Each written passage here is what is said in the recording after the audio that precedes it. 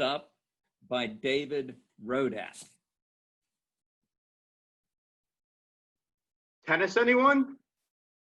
Rodak with the forehand, the backhand, the volley winner. Game, set, match, Rodak! When I was young, I loved to play tennis. All I could ever think about was maybe one day I'd make it to the US Open.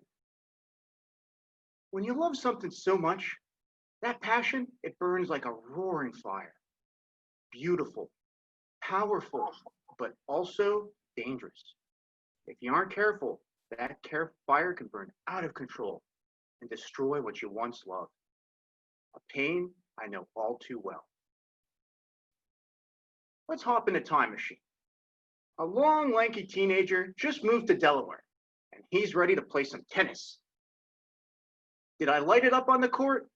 Nah, more often than not, I would stink it up. But I didn't care. Win, lose, tie, I just loved to play. Well, played so much, I couldn't help but get better. Until one day, it was the high school state championship. Guess what? I won. I was the best player in all of Delaware. They gave me a golden trophy, and the crowd went wild. I can't hear you, crowd. Must be because you guys are all on mute. Life in the Zoom age. That was a very happy memory, but also bittersweet.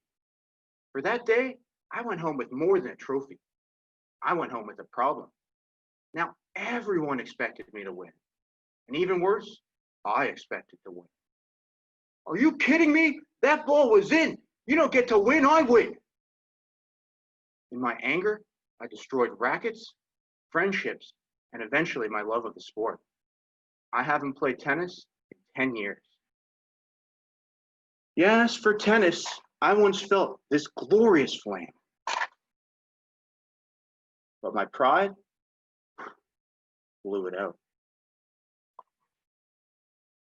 Life goes on. Soon I picked up other hobbies like travel, writing. I even started arts and crafts. Well, craft beer, that is. You might see I came well prepared for the quarantine.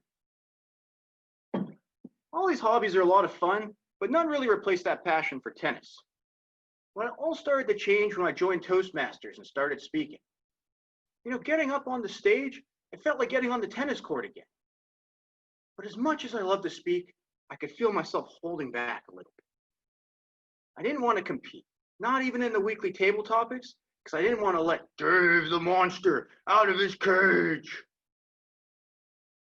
Well, one day, my club president and mentor, Kat, she pulled me aside. Dave, you've got a real talent for this, but the only way you're going to get better is if you get up on the big stage. That's why I signed you up for our next contest. Oof, the pressure was on, but I couldn't let my friend down. So I got up to the podium and gave my very first contest speech. Here's Rodak stepping up to the stage. Oh, he tossed out the word of the day. Beautiful. You better watch out. The red card is up. 3, 2, he's done. Rodak did it. He wins, and the crowd goes wild. Another great memory. But this victory was a little less impressive. I was the only contestant. But a win's a win, right? I was off to the area round, which unfortunately was on a Monday, and I spent the whole weekend working on my arts and crafts, not practicing. Even though I made a lot of mistakes, I still thought I was going to win after an easy club victory. The chief judge stepped up. Our third runner-up is David Rodak. What? Are you kidding me? Did you even listen to the speeches? I was ready to storm out there and never speak again. But before I could, Kat grabbed me. Dave, your speech was incredible.